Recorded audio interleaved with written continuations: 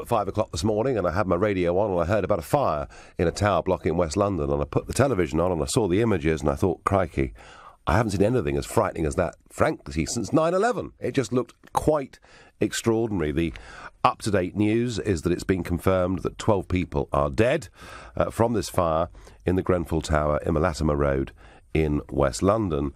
There are 70 people being treated at 5 different London hospitals, 18 of whom are described as being in critical care. My understanding is that the fire service has got as high as the 12th floor in this building, but in total there were 24 floors. So I'm not going to speculate about what's going to happen to the numbers, but it is a pretty grim scene, to say the very, very least. And I think whichever God you pray to, or whichever belief system you have in your life, perhaps this evening is just one where we take a little bit of time out and think about those that have suffered this horrific tragedy.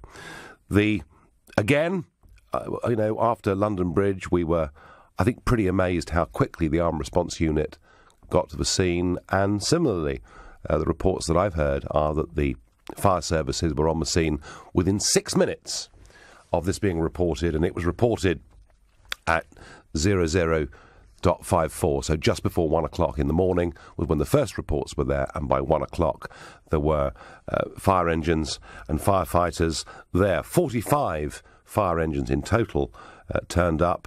200 firefighters were there tackling the blaze, many of whom actually going into the building. And if you remember 9/11 and what happened with the building collapse, you've got to have some real guts, haven't you, to do that job. So perhaps we should also pause and think a little bit about the bravery of the men and women that do jobs like this. So, we've been listening over the last couple of hours to those that have been attempting to coordinate the emergency response. And speaking outside the Grenfell Tower, Met Police Commander Stuart Cundy recently gave us this update. This remains an active operation from our colleagues from the Fire Brigade. Sadly, I can confirm that 12 people that have died that we know of. This is going to be a long and complex recovery operation, and I do anticipate that the number of fatalities will sadly increase beyond those 12. And the thoughts of all of us from the emergency services, and I'm sure colleagues from the local authority and local council, and all of Londoners, our thoughts will be with those that have been so affected by what is, as you heard here, a fire of a scale and a precedence that we've probably not seen in London for many, many years. I've said before, and I'd reiterate again, from a police perspective, what's really important is that we identify and account for everybody. We've had call handlers in our casualty bureau taking hundreds of calls today. Now, our experience shows us in cases like this, it's very, very challenging to put a number on how many people are unaccounted for. Our priority is clearly those that we know would have been resident within Grenfell Tower, but indeed there might have been others that were staying with family or friends. So if you do have any concerns, please contact the Casualty Bureau. Well, talking of that Casualty Bureau that Stuart Cundy there was talking about, you can get in touch with the Met Police Casualty Bureau if you've got concerns about anybody that's missing or information. Perhaps somebody who lives in that tower was staying with you on holiday or whatever. Any of that information is what the Met Police need, and they can be contacted on 0800 0961 233. That's 0800 0961 233. And if you didn't get time to jot that down, I'll make sure that it's on the lbc.co.uk website right now. OK. Also, at that press conference, Steve Apter, the Director of Safety and Assurance for London Fire Brigade, also gave us this update. I can confirm I have had firefighters manage to get through particularly arduous conditions up to the top floor. They were hampered for some time by a fractured gas main, which was really difficult and challenging for the utilities to be able to isolate. That obviously, as you can imagine, created quite significant hazard. Once that was isolated, the crews were able to progress.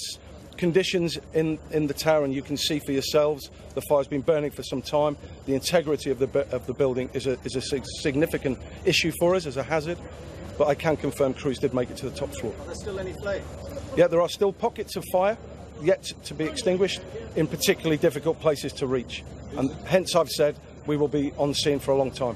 So I have firefighters, I've got a limited crew inside because I need to manage the risk to my firefighters, and what they are doing is assessing and looking at the situation. We've actually got a capability from Kent Fire Service, drones, so we're using drones to be able to create access and visibility to certain parts of the building to be able to assess the integrity of the building to enable me to plan further ahead. And once again, the Mayor of London, Sadiq Khan, has an horrendous incident to turn up to, and he gave his thanks to all those involved in this emergency. Here's Sadiq Khan. Also to pay tribute to the amazing emergency services from the fire service. We have more than 250 firefighters, many of whom have been here from the beginning, including the Commissioner. There'll be many more working during the course of the day. Many engines and machinery here, and fire service from neighbouring fire services helping us out today. Also, London Ambulance Service, more than 100 paramedics helping out during the course of the night, and more than 100 police officers. And it's worth reminding ourselves that when there are these tragic fires, these emergencies, there are literally emergency services, our firefighters running towards the fire, running towards the danger, whilst encouraging others to run away. We do know that a number of people have died, I'm afraid, and the Commander has given you the figures that we have. I'm afraid it's likely that the figures are going to go up. Well, as Sadiq Khan said, as the public are being urged to run away, the firefighters are running in there to deal with it. And I repeat what I said earlier, it takes real guts to do what those men and women do. Have to say, I'm not sure that I could do it. If you were in the area at the time, if you've been affected in any way by this tragedy, if you've at any point had any reason to be concerned about the fire risk in high-rise blocks that were put up in the 1960s or 70s, and bear in mind this particular tower block was built in 1974, but did have a sort of substantial refurb which took place last year. So if you've got anything to contribute to this argument, then do let me know on 0345 60 60973. You can text me at 84850. You can tweet me on @LBC. Not forgetting the hashtag Farage and LBC. And let's go live now to the scene, to LBC's reporter there, Patrick Hildred. Patrick, good evening. Good evening. I'm just looking across at Grenfell Tower, completely blackened, of course. You can see intermittently a hose going up about halfway up to the building. And you mentioned the brave firefighters that ran towards the scene. I've just seen one of them come here towards the media scrum where that press conference was held earlier, as you were just playing some of the clips from it, with the police confirming that the number of people confirmed dead had risen from 6 to 12. Yes. Now, of course, there has been quite the relief effort, people coming to help and give food and other donations. And part of that is Saeed Ali, who's with me now from Muntada Aid. And that's an international aid organisation, but it is based in Fulham. So the West London Islamic Cultural Centre is nearby, and that's where they've been helping out. Saeed, just tell us a bit about what you've been doing at the centre today. Yes, well, we've been watching this unfold like many people today, and we decided that we needed to do something. And part of that was to open our doors in partnership with WLICC, where we're able to host anybody who's been affected by this fire. We can provide accommodation, we can provide food, we can provide washing facilities or showers. So this is what we have done in response to this, but also coming down here just to see what the needs of those affected people are in the centres here as well. Many of the people are, their main concern really is accommodation, and of course their loved ones. They're worried about missing people. We've been in touch with a former primary school teacher who worked at one of our centres, the Al Muntada School, and she's informed us, because she lives on the opposite tower and she's been evacuated. She's informed us that at least 5 children are missing from who attended the school. So obviously this is a huge shock for all of us. And you know, we don't really know where they are, or if in fact they've passed away, because some of a family of 5 with the 3 children, they were on the 23rd floor. So that's, you know, really high up. So there's a lot of worry for these families, and from Muntada Aid ourselves, you know, our hearts and condolences are with the families that have been affected by this blaze. And so these centres where people can come and stay the night, presumably also a place where people can get emotional support from each other. Absolutely, and it's an Islamic centre. At the same time, most of the people here were fasting as well. It's the month of Ramadan. We can provide their iftar meals. We can provide advice and support, financial support if need be as well. So this is what we're trying to do. I mean, we brought one of the imams from the centre to these centres here close to the tower blocks, and the doctors were telling us that some of the people are fasting and they need to have some medication. Can they not break their fast? And so we had to speak to the families and tell them that you can break your fast, that this is important that you have your medication. So we were able to provide that kind of support as well, spiritual support as well. How quickly did this all spring into action?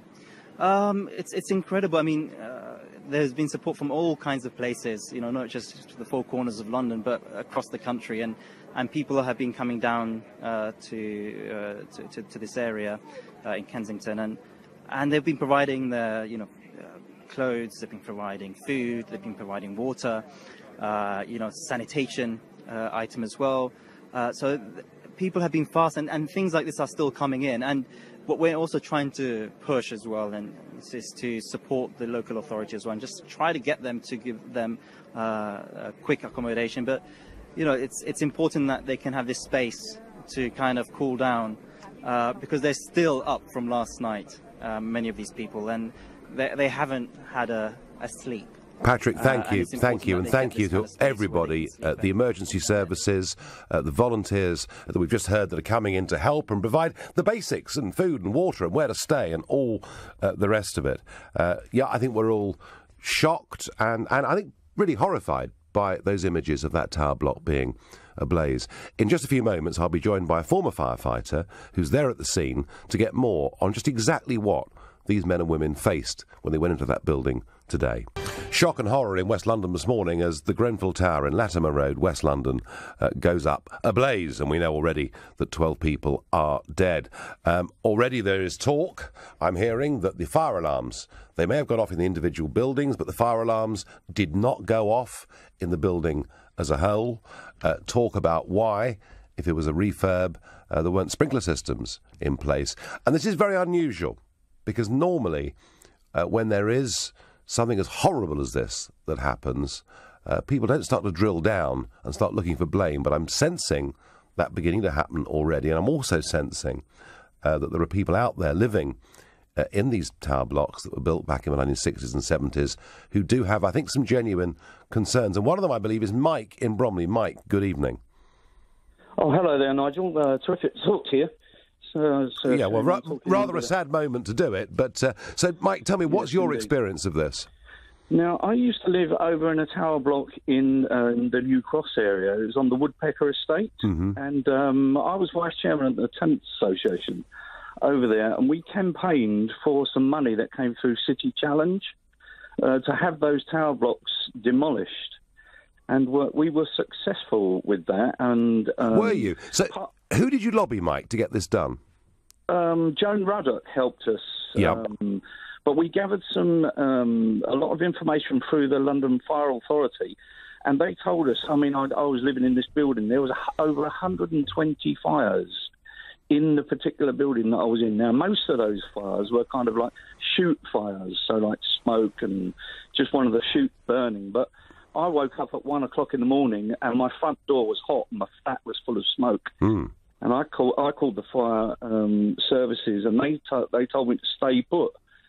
And I was just out of reach of those tall ladders, but I was absolutely terrified. Mike, when was this tower block constructed? This was the tower block. I'm not certain. I think they're late 60s. I mean, I lived there from 87. And they were demolished. But one of the key things about this is that although there were 6 tower blocks and 5 of them were demolished, but there was a big one, a really big one. It was about 24 stories. Our one was about 16. And the 24-story one, they decided they wouldn't demolish it, but they would put a concierge in it, and then they put all this cladding around it. As indeed I understand, Grenfell Tower had some fresh cladding put on just last year. Yeah, I mean, this one's been going there. I mean, this is the only one out of all those 6 that were there, but that has got this cladding around it. I'm not sure if it's the same cladding. I don't know what those people think about now that are living in that building, but I'll tell you, I'm glad to have got out of that. Yeah, well, Mike, I think you raised a general concern, perhaps, about these tower blocks that were built in that period, and, you know, it is possible that not enough quite has been done. What we'll do, Mike, on that point about cladding, is we will go to an expert or two during the rest of this show, because there were some reports that suggested that actually the cladding itself got to a temperature and actually caught fire. Mike, I thank you for telling me about that and your experience and indeed success in getting some of these places knocked down. Abdul in Kensington, what's your point of view on this? My point of view, literally, I'm just calling up just to say thank you to all the people that have been participating in this community. I've never seen a community get together so great. Yep. The young, the old, everybody got together. I've been out since 3 o'clock in the morning. Yep. Literally looking out, giving people advice, where to go, what to do. I visited most of the clubs, which is the youth clubs, the youth centres that have been open, to see who needs help, maybe in translation, as people couldn't speak English. And the rest of it. But what I am finding, the media is mostly around the area of the Grenfell Tower. Yep. And, I mean, now I'm actually in Al-Manar, the mosque in North Kensington. Mm-hmm. And it's, you know what, the greatest feeling, everybody from every nation is here. And there's no media to show how much young people are actually doing to help this cause. Well, Abdul, let's be fair. I can't speak for everybody else. But let's be fair to LBC, because just a few moments ago, before the break, I had Patrick Hildred on, who's there at the scene and who was interviewing a young Muslim man from a charity, and it was a Muslim charity that were there helping people. So I think, Abdul, as far as LBC's concerned, I think we have reflected fully that the community together, have worked on this. And all I can say to you, if you've been up since 3 a.m. out there doing it, Abdul, full marks to you. Well done. Absolutely terrific. Thank you. I'm going to go now to Ben Bradford, who is a fire safety engineer. And he's managing director of a risk and resilience consulting firm. Ben, good evening. Good evening.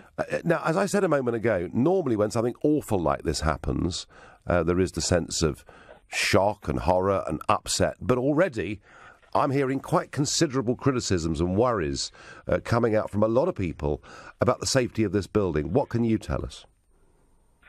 Yeah, well, first of all, I'd just like to say I'm deeply saddened by the tragic loss of life and painfully aware that there's a lot of anger among the general public, and I guess a number of questions being raised in the media about, is stay put safe, or the alarms were too quiet, and yes, why was there only one stair, or why is there no sprinklers? And a number of whilst these are issues that are worth consideration, that I think that the main factors of consideration revolve around the cladding and compartmentation, and I guess why a external fire spread fire would penetrate the building in the way that it did. But isn't the sort of extraordinary thing just how quickly this fire appeared to take hold? Yes, it is. It is an unprecedented fire, and I think there has been a lot of speculation as to what the exact causes are and how it spread so quickly. But I think we need to wait until the full findings of the fire investigation come out before we speculate too much. And there's been a lot of criticism of national building regulation. I've heard some of this, yeah. Yeah. I think that fire precautions in the UK are among the best in the world. I think that our fire safety legislation and guidance does a very good job, and I'm sure that in time we'll get the answers to all of the questions that are being posed. Well, let me ask you a question, Ben. You know, this building put up in the early 70s, and there were a lot, weren't there? From the mid-60s to the mid-70s, there were quite a lot of this type of building put up. If you compare, as an expert, the risk of those buildings compared to a new build, are the older buildings less safe? Not necessarily. Okay. Older buildings can be of solid construction, and I think generally people are safer from fire in their homes than at any point in recent history. This is a tragic event that is unprecedented. And the purpose of legislation is not to bring old buildings into compliance with modern standards. It's really to take a risk-based view and decide what fire precautions are necessary. No, Ben, I understand you can't eliminate all risk. I also, would have thought when the argument about sprinklers comes into play, I mean, presumably putting sprinkler systems into every flat would be a very, very expensive thing to do. Well, there is, of course, a cost to sprinklers, and we've got to kind of weigh up our knowledge of fire safety, and this is unprecedented that fire has spread from one compartment to another, and we've got multiple compartments on fire because blocks of flats are usually designed as single compartments, and we don't expect fire to spread from one compartment to another because they're designed to withstand that. So sprinklers do a very good job of putting out fires, but they may not be effective in fires within cavities, for example, because sprinklers just aren't within cavities. And the other thing is that there were studies that were undertaken a number of years ago now that looked at where fatalities occur and why, and a large proportion of the fatalities occur in the room of fire origin, where the fire starts. And of course, it's not usual for people to die due to flame. It's usually the smoke that's the killer, and of course sprinklers are activated on. Ben, would you advise people not to rush to judgment on this? Is that really what you're saying? Let's wait. Let's find out the facts. This could well be just a freak, horrendous accident.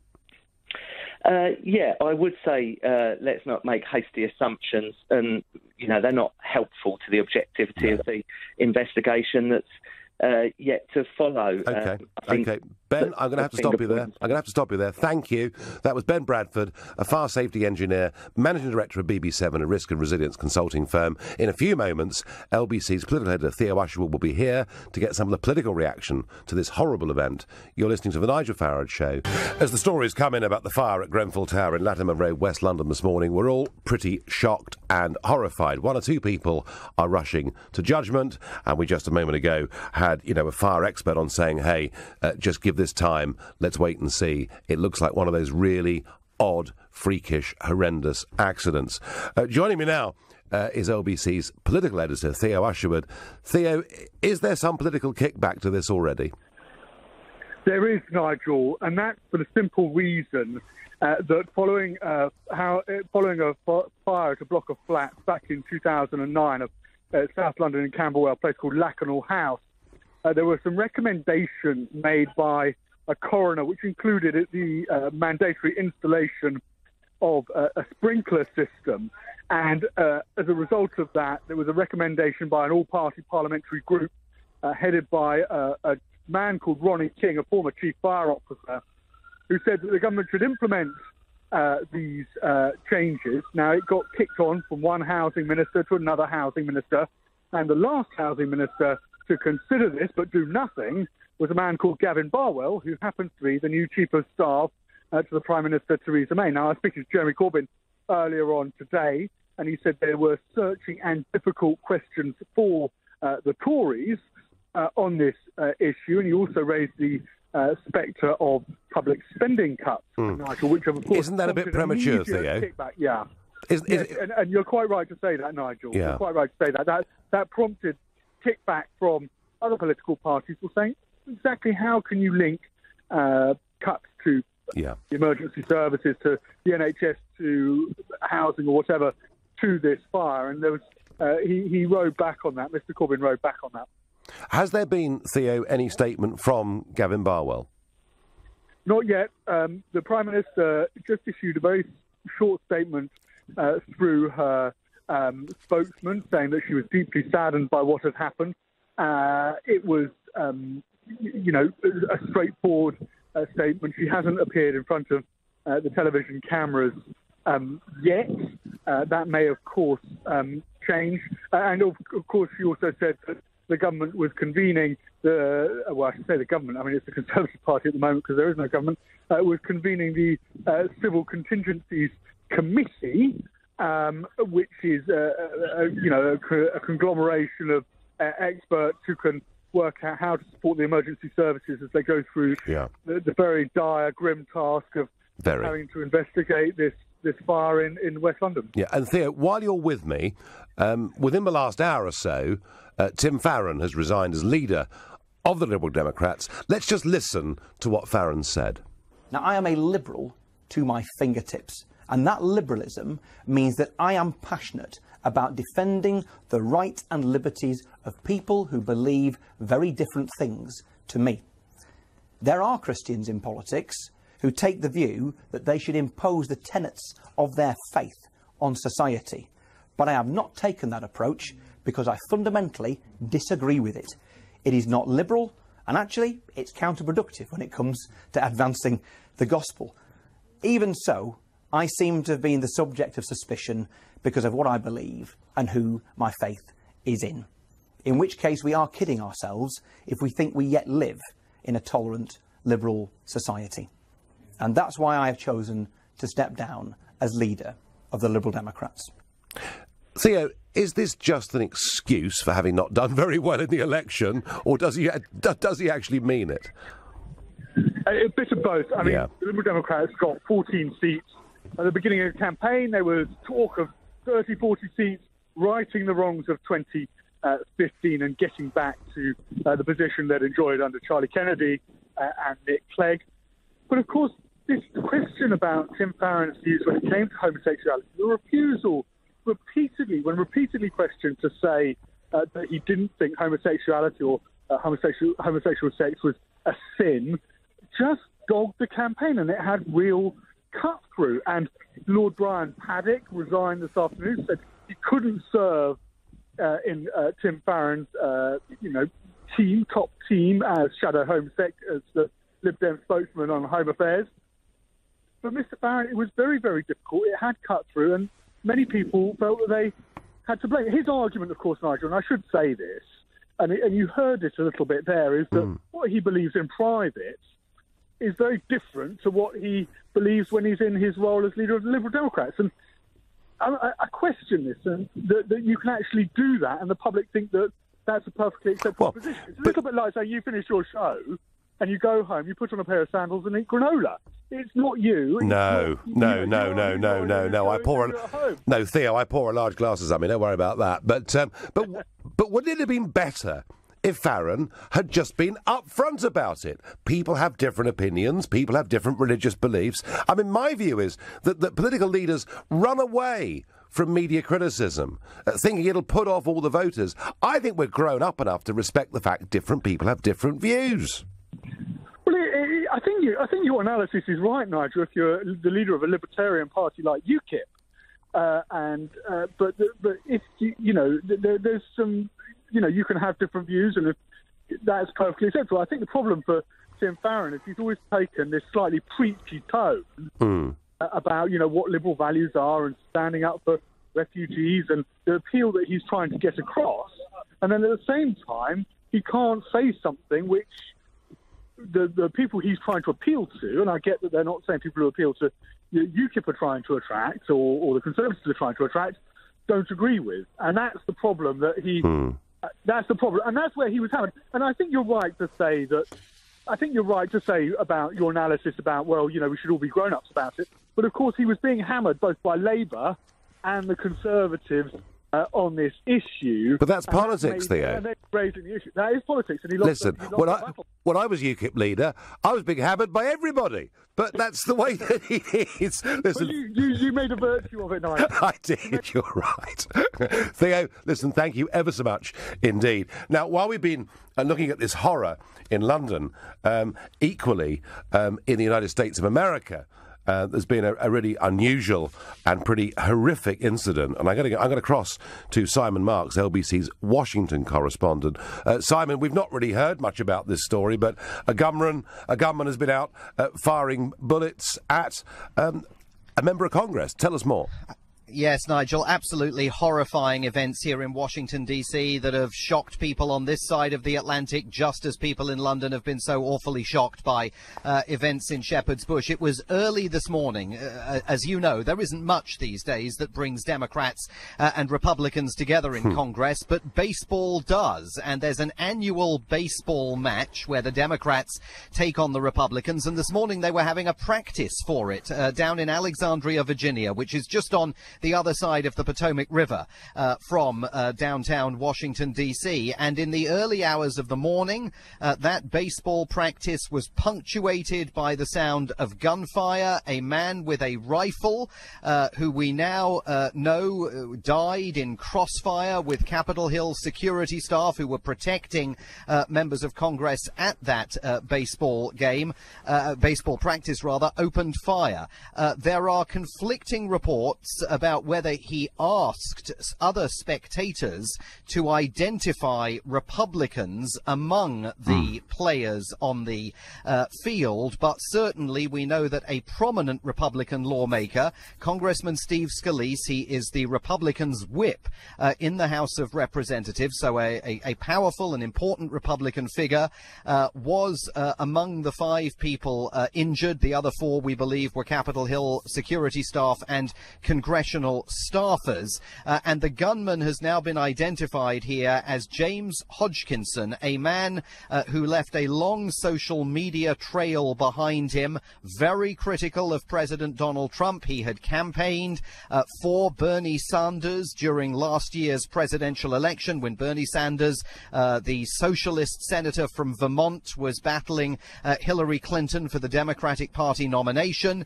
Bernie Sanders has said he's shocked and appalled by what has happened. President Trump addressed the nation just a few hours ago and expressed his grave concern about events, saying that he was a good friend of Congressman Scalise and he was sending best wishes to all of those people who had been affected by this. But security now tighter at the U.S. Capitol than it has been as a result of all of this. I think there's some relief that this wasn't related to any kind of international terrorism, but also concern, of course, that this does appear to have been a case of domestic political violence. Yeah, horrendous. And as you say, politically motivated. Another deeply unpleasant story. Simon, I thank you, and I'll be with you in your Washington bureau tomorrow, where I will broadcast the show from. Thank you very much indeed. In a few moments, we're going to cross to my fellow LBC presenter, Matt Stadlen, who lives very close to Grenfell Tower, and he'll give us a bit of a feel of how the local community has reacted to all of this. Right now, you're listening to The Nigel Farage Show. We're talking about the horror of the Grenfell Tower catching fire dramatically at 1 o'clock this morning in Latimer Road in West London. 12 people already that we know of dead, 18 in a critical condition, and nearly 80 people scattered across 5 London hospitals. But I want to do just one more political story. We talked about Tim Farron standing down his resignation and him saying, and OK, they did not get the number of votes they wanted, but saying that actually, being a Christian, he found it being completely impassable, that he couldn't do that and be leader of the Liberal Democrats, which I have to say I think is really a bit sad. Another story here that the Mirror are reporting that I think is pretty extraordinary. The Shadow Chancellor, John McDonnell, has called for 1 million people to take to the streets to force Theresa May from power. He urges protesters, get out on the streets in support of Labour's anti-austerity message. Well, and build pressure for another election. I'm sorry, Mr. McDonnell, but we had a general election last week, and we had results. And unless you think there's anything wrong with the way in which that election was conducted, and you haven't said so, the thing about democracy is that it stops us taking to the streets. It's a safety valve. We don't need mob rule. We don't need intimidation. It's why we have elections. And I think this is a really, really worrying development if somebody as senior in British politics as John McDonnell is effectively urging mob rule. I condemn it completely. Please, listeners, if you think I'm wrong, if you think McDonald's entirely right to do that, then please, 0345 60 60 973. But let's get back to the horrors of Grenfell Tower in West London. And we're going to go to Matt Stadlen, fellow LBC presenter, who I understand lives very close by in the area. Matt, good evening. A very good evening to you, Nigel. So sad to speak to you on such a day as this. It's been a terrible blow to the local community. Where I'm standing right now, I can still see what appear to be flames flickering in one of the upper floors, maybe 18 or 19. But there is another side to all this, which is that I am incredibly proud of the local community, the local communities who really have, of probably every faith and colour that you could imagine, got together to help each other out today. It's been a remarkable show of solidarity. Yes, I mean we've had some interviews tonight from a local Muslim group and other people ringing in saying they've been out since 3 o'clock in the morning and helping. What time were you aware of this tragedy was unfolding? Well, I heard a helicopter late last night and thought it must be a local burglary. It was only this morning when my fiancée woke me up with terrible news. I went straight down at about 8:30. I've been pretty much here on and off all day. In fact, I'm going to be taking in a lovely lady from the 7th floor who managed to escape the fire. She didn't actually smell any smoke. She got out okay, and she'll be coming to live with us probably for about a month, making sure, of course, that she's also going to be on her waiting list. But the key message here is that people from every walk of life, because Notting Hill, as you'll know, is a very, very mixed community, have really been rallying around. There's been such an outpouring of generosity, of human kindness, of empathy as well. And I've bumped into neighbours of mine when I was growing up in the rather more affluent areas of Notting Hill, all coming along trying to do their bit. And I tell you what, I've been part of a human chain with people from every walk of life, again, just passing down bags of food, bags of clothes, trying to get things where they're needed most. So there's been an incredible rallying around. And I suppose if there is any silver lining, and it's hard to see one on a day like today, especially as there may well be news of further fatalities. Well, that's it, isn't it? Yes, I mean, the community coming together and helping each other, as you're doing by taking someone in to live with you who is now homeless, and I guess she's without her possessions as well. People have lost, there are lives lost, and I know that possessions don't matter as much, but people have lost literally everything. And the other thing, Matt, I'm really struck by is the story that we did sort of half an hour ago where, the firefighters are shouting at people to get out of the area as they themselves are going into it. And that's pretty remarkable stuff. I've seen so many firefighters today just returning exhausted from heroic shifts, right from early this morning to late afternoon. These people really are the everyday heroes of our society. So that community has been absolutely incredible. I went to one of the local churches that has been a point for people to come and take food and get encouragement and support. And one of the things that I noticed was someone announced there was going to be 2 quiet places, Nigel, for people to pray, a Christian area and a Muslim area. People were going to be able to pray side by side. And at that point, there was a round of applause. But I'd want to make this point as well, because it's important. This is not just about the local community around here, Ladbroke Grove, Latimer Road. This is about people from across London. We've had people coming from right across London just to help and to be here and to donate. And it does make you proud to be a Londoner. But as a local, my overriding emotion today is one of terrible sadness. Yes, of course. I've had really, truly horrible stories of what's gone on in the early hours of this morning. Yes, I must admit, I've heard 1 or 2 of those stories, and I don't even want to hear them, Matt. They're so awful. Matt Stadlen, fellow LBC presenter, local resident in the area, thank you ever so much for telling us about how the community in adversity and horror have come together to work with each other to help everybody, which is at least a little bit of a silver lining on what's been a pretty awful day. I'm going to go to Fire Brigades Union Executive Council member for London, Ian Lehair, who's there at the site. Ian, good evening. Good evening.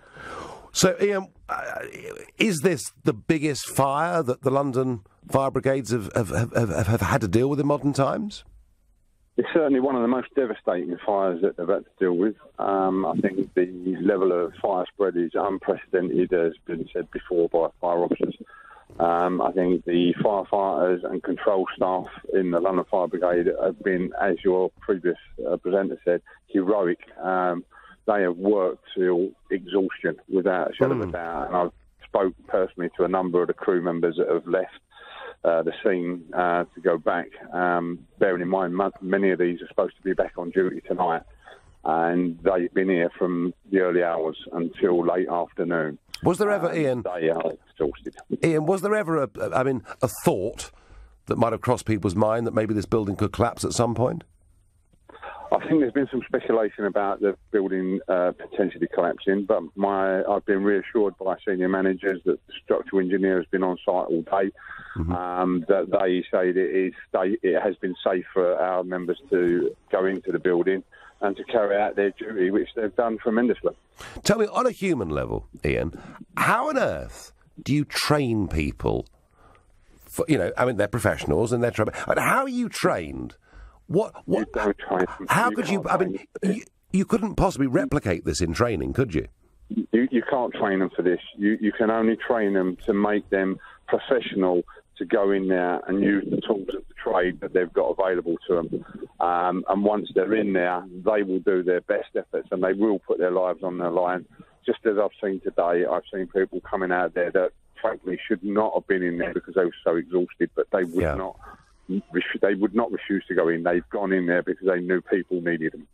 And Ian, we've talked to fire safety experts, one of whom has suggested that we should not yet rush to judgment on what has happened here, but others, as you will have heard, expressing concern that even this building, there were some concerns expressed about last year. Are you in any way concerned about these 60s and 70s high-rise blocks? I'm not concerned about the structure of the buildings built in 1974 or 60s.